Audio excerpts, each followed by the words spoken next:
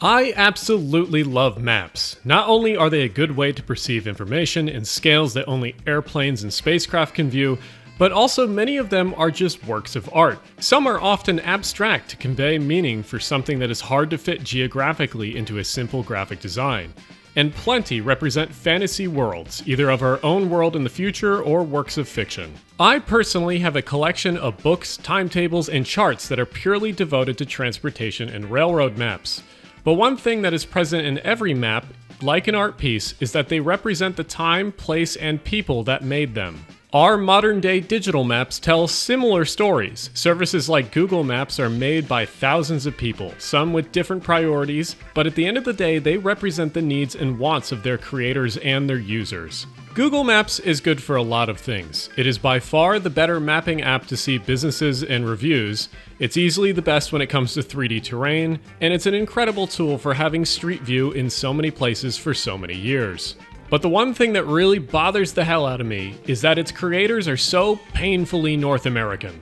Google Maps represents its creators, and it's pretty obvious that transit, rail travel, and transportation was an afterthought to the automotive hierarchy.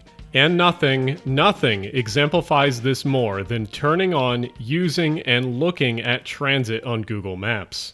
Before we get into the main video, we have to discuss really quickly, did you know that maps actually change on Google Maps depending on your location in the world? Say you're really tired of some low energy, lame things that some people have done to your map in part of the world, and say you want to see it from a different perspective. Well, with our sponsor Surfshark, you can do just that. You can go to your VPN portal, you can click on, let's say, Albania, the free world, and you can go back to your map and then refresh it, and you can see what truly other people can see. Check out the links below and check out my code below for Surfshark.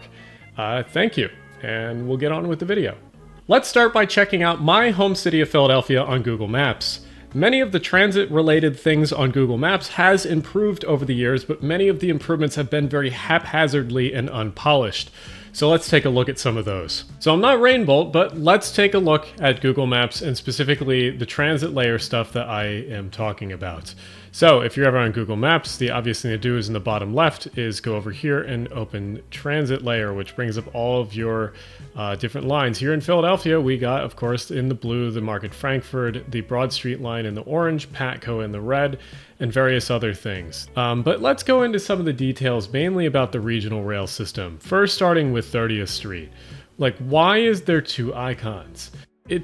Like, you should clean up. This is the main problem with Google, is that they're very lazy with their maps in general. Another thing about 30th Street is that if we zoom in here, you can see that there's two lines coming in here to the upper level platforms. This is the Chestnut Hill West line, and this one is apparently the Manioc Norristown line. So we have multiple problems here already. One first problem is that these two things are both regional rail lines. Why are they different colors? Why is this a light blue and why is this one a dark blue color? And also, with the contrast of Google Maps, even if you flip it over to the normal one, it's slightly more visible here, but still the contrast with the background of the map still sucks. And here you go again. Here's some more discrepancies. Like, here is that Chestnut Hill West line, and that's regional rail. That's the same thing as the Warminster or the Norristown Manioc line. Why are they different colors? Now, the Atlantic City line being a different color makes sense, but even then, it doesn't really make sense why regional rail is the way it is. And it's not line specific either. If we follow the Reading side of the system all the way up here, when the West Trenton branches off of the main trunk, it's a different color than the Warminster and Doylestown line. Why? Another aspect that's really annoying is how they do stop consolidation. Like, the worst in Philly is down here at 8th and Market. This is the same subway station. They are literally on top of each other like this. Why is there one for Patco and why is there one for the Market Frankfurt? I get they're different agencies, but they transfer in the same station. And we'll look at other maps in a little bit that don't have this issue.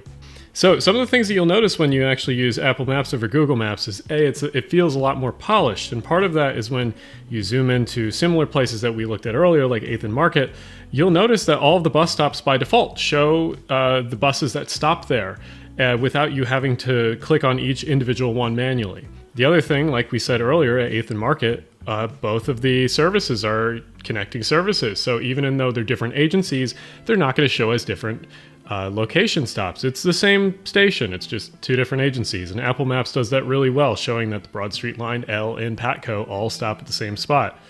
City in North America, or it is the biggest transit city in North America with ridership, is New York City. And there is so many problems with Google Maps in New York City. There's 2 Grand Centrals. Now, I understand the logic because I know the history and why this is. The first one is the original station, and if you click on that, that's going to have all of your Metro North trains.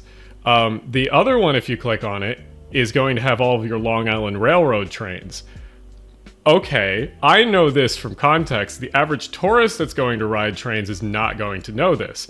Also, the fact that it's named Grand Central Terminal and Grand Central on Google Maps. Grand Central, it does have 2 different icons for Grand Central, but at least it differentiates that one is Grand Central Madison and one is Grand Central Terminal. So New Jersey Transit has its big trunk line, which is here, which is the Northeast Corridor. The Northeast Corridor is insanely busy, and there's also many different types of New Jersey Transit trains that go on the corridor. Some of them will actually skip a lot of these initial stops and then only stop at the later ones, like New Brunswick and onwards. Those are the expresses. New Jersey Transit doesn't really have a name for these. They're just known as the Corridor Expresses to them. But when you click on a station, you'll just see New Jersey Transit with the name of the type of trains that they're stopping there.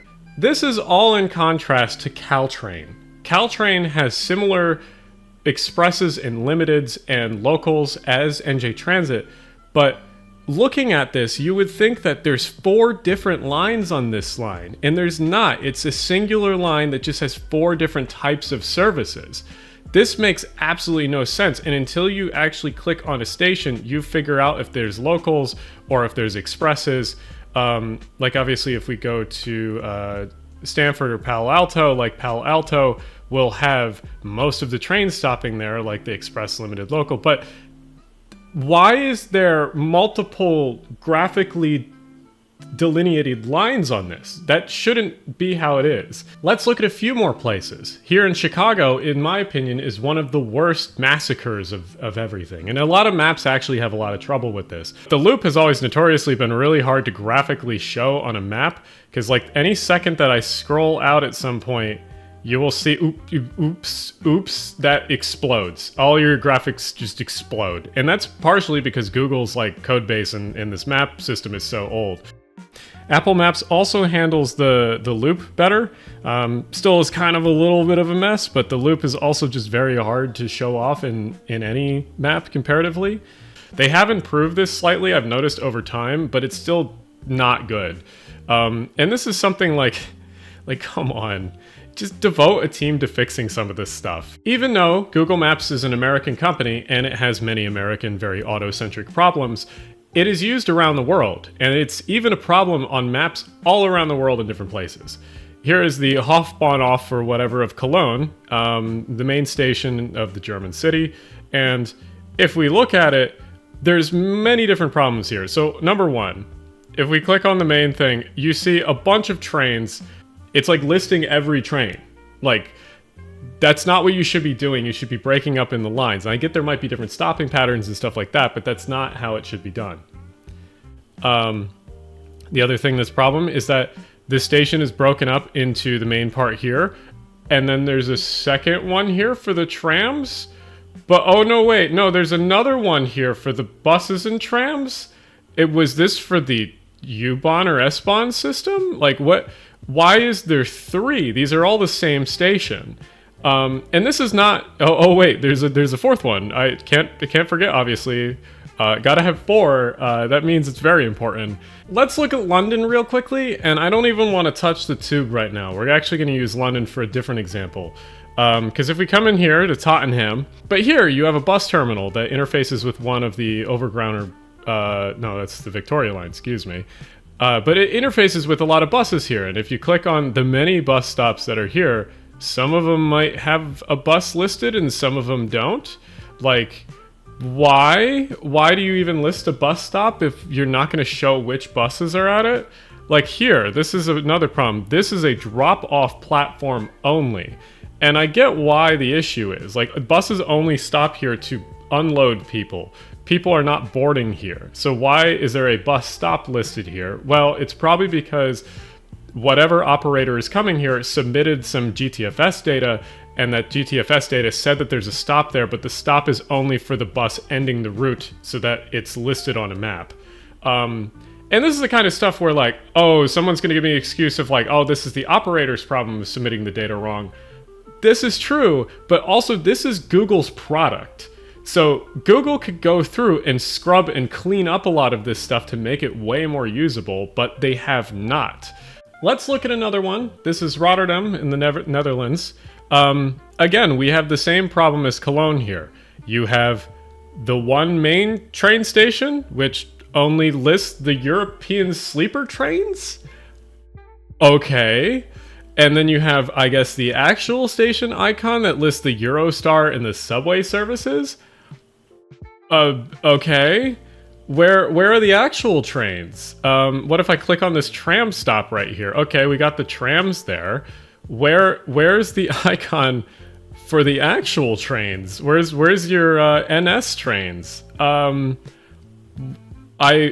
don't know where the icon is. Where do I find that? And so, like, someone coming to Rotterdam is going to be like, oh, I don't know if one of the regional services goes here. I only know if the sleepers and the Eurostar goes here.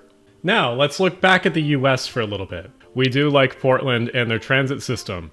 And this is not too confusing. Most of the things and all of the things they have listed here are all rail-based services. And that's generally how Google Maps works, is that they don't really list anything bus related. If you go to most cities, you'll only see rail routes that are actually listed on the transit layer. Once in a while, you will see a BRT system.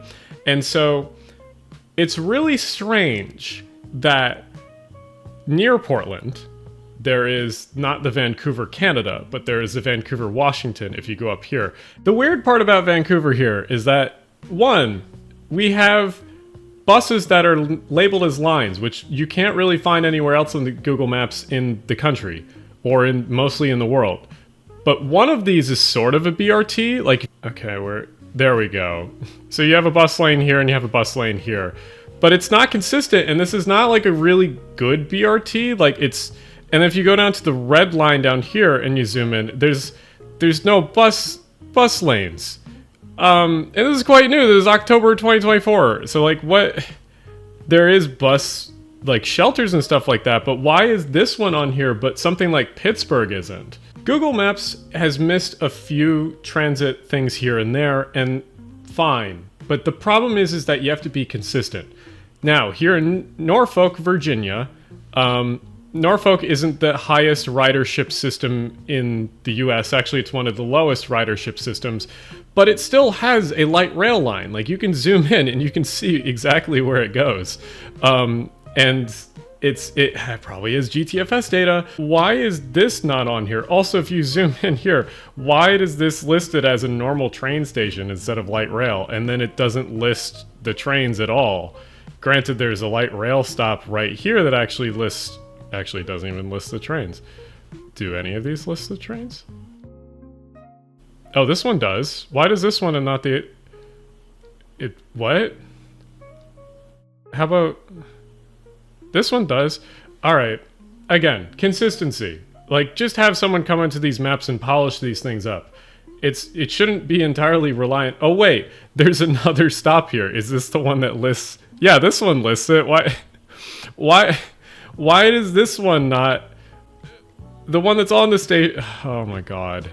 it's not like, and my biggest problem is that I go and see other maps that amateurs and people that are doing open source projects do on their own time, and many of them have better graphic design, turn out way better than Google Maps. One of the most obvious ones is Open Railway Maps. Open Railway Maps runs on the open source OpenStreetMaps, and it's just every single like rail line that people have mapped over time. It's very much like Wikipedia. And if you zoom in to places like, say, here in Philadelphia, you can not only see all the train lines, but you can also see transit too, and then you can also see abandoned lines where lines used to exist. And these are polished the hell up, and you can even switch to like electrification styles and stuff like that, or signaling and infrastructure, or max speeds. It's crazy. And this is all done in open source in people's time. You're telling me $1 trillion company can't polish up their maps to look somewhat better? Like, if you look at 30th Street here, 30th Street not only has every single individual lines, all of their speeds and infrastructure, the track numbers are labeled. You have all of this, but Google can't manage to get the Atlantic City line to go straight under 30th Street? Come on. And you go like, every single map is like this. Here's Rail Guide. This is another great map for anything railroad. If you zoom in far enough, not only can you see the ownership of the lines like SEPTA or Amtrak or Norfolk Southern, technically it's Conrail, but you could also see, if you want, you can see historical stuff. You can switch over to classic owners, and so now you can see the Two Fort of Philadelphia, which is the Pennsylvania Railroad and the Reading. And so it's so cool. You like so many projects like this, and they have mapped everything, and this is so impressive. And now you can even go a step further. You can say, let's do live tracking. Here's live tracking for Amtrak. This is transitdocs.com. And like Google Maps could integrate something like this into its system. And you can even go here and click on a train and then see your schedule over here. Or you can see, hey, that one is yellow. That means it's a little bit late. Or I guess, well, it's coming all the way from New Orleans. We'll give it a little bit of leeway for 57 minutes. But yeah, these are great examples of like, these are third party, probably developed by one or two people. And how are they better than Google Maps? Same thing with Rail Viewer, another great one that I really enjoy. This one has every single service. It has Amtrak, as Metro North, LIRR, etc., etc. This is basically almost like the flight radar of the Northeast, or the whole country, because they have everything. If you zoom out, you can even... some of the systems have been kind of buggy. Like, they used to have Metra on here, and they used to have Metrolink and stuff like that. For some reason, WMATA is on here, which is really funny. But these are great maps, and of course, we'll go over some other ones, but my favorite one to use in cities is the Transit app, which actually allows you to use transit almost kind of like a mixture of driving and Uber is the best way to describe the UI, but it's really slick and is the best thing for North America that I've probably ever used. And when I go to a new city, this is usually the app I pull out to try to get around with transit. Google Maps, I don't even bother anymore because of how bad it is.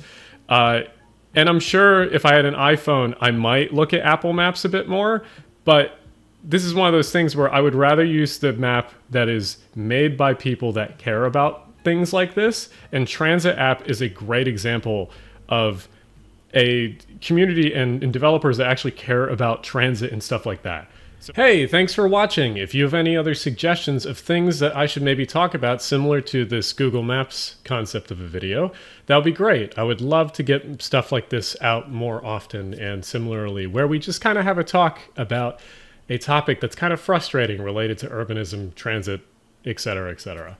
I'd like to thank my Patreons for helping me keep this stuff on track, and I'd like to thank you guys for always coming back for stuff like this.